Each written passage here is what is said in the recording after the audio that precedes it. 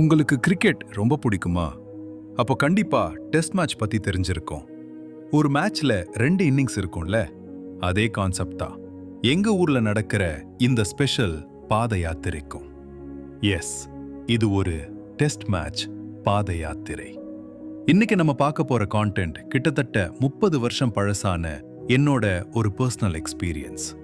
ஒரு டிவோஷனல் ட்ரிப்ல நடந்த காமெடியான ஆனா அதே சமயம் ஹார்ட் பீட்டை எகிர வச்ச ஒரு சம்பவம் தான் இது. அது என்ன சம்பவம்? வாங்க வீடியோக்குள்ள போலாம். சோ எங்க ஃபர்ஸ்ட் இன்னிங் ஸ்டார்ட் ஆகுறது எங்க பேஸ் லொகேஷனான சத்திரப்பட்டிங்கிற ஊர்ல இருந்து. இன்னும் ஆக்யூரேட்டா சொல்லணும்னா அந்த ஊரோட பேரு வேலூர். இது பழனிக்கு பக்கத்துல இருக்கிற ஒரு கிராமம். அங்க இருந்து நடந்தே கொடுமுடி போய் காவேரி ஆத்துல குளிச்சு தீர்த்தம் எடுத்துக்கிட்டு மகுடேஸ்வரன் சாமியை தரிசனம் பண்ணிட்டு மறுபடியும் நடந்தே பேஸ் லொகேஷனுக்கு திரும்புவோம்.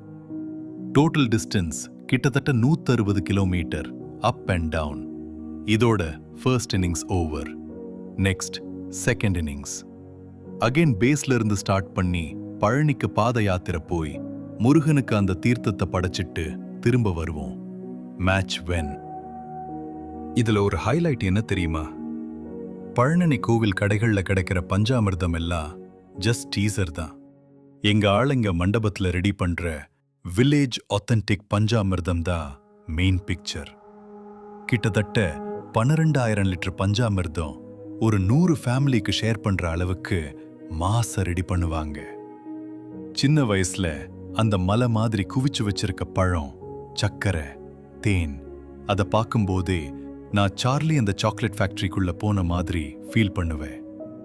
அந்த டேஸியே தனி வைப் தான்.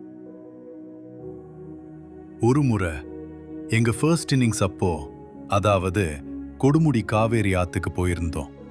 அன்னைக்கு ஆத்துல தண்ணி உசேன் போல்ட் ரேஞ்சுக்கு வேகமா ஓடிக்கிட்டு இருந்துச்சு. ஃப்ளோ ஜாஸ்தி.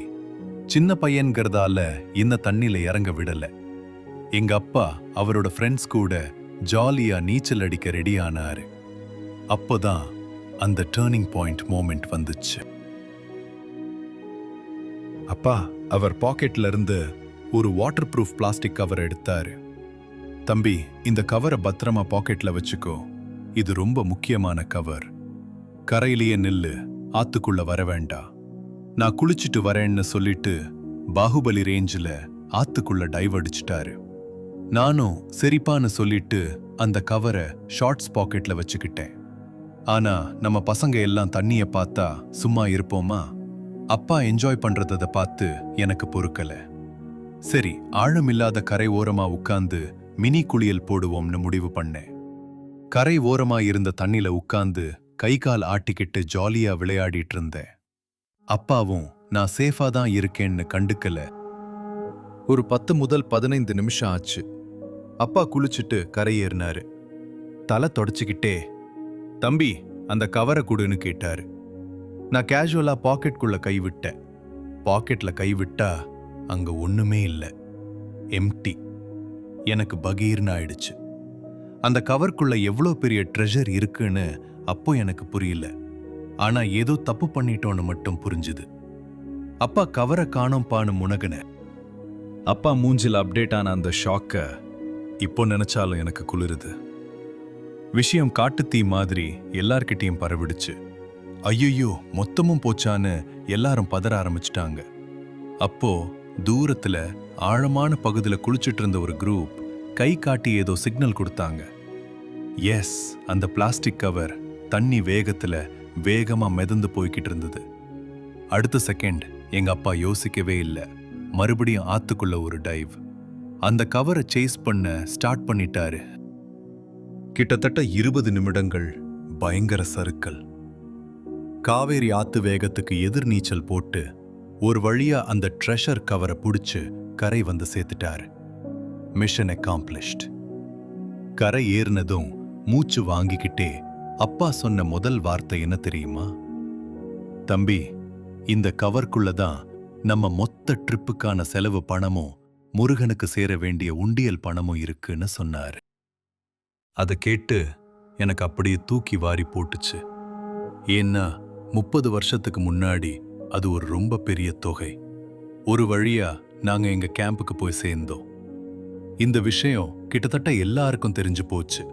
எங்க குழு தலைவர் வந்து, தம்பி, ஆத்தோட போக வேண்டிய பணத்தை முருகனே திரும்ப கொண்டு வந்து சேர்த்துட்டாரு.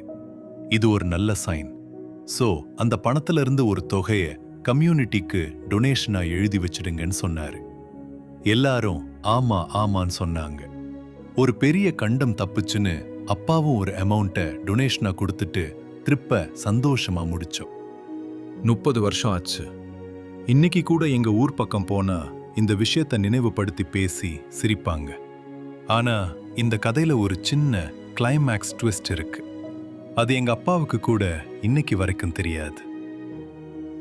கேம்புக்கு போனதும் லீடர் சொன்ன மாதிரி டொனேஷன் கொடுக்க அந்த கவரை ஓபன் பண்ணாங்க. பணம் நோட்டுகளோட சேர்த்து உள்ள வேற ஒண்ணும் இருந்துச்சு. அது என்ன தெரியுமா?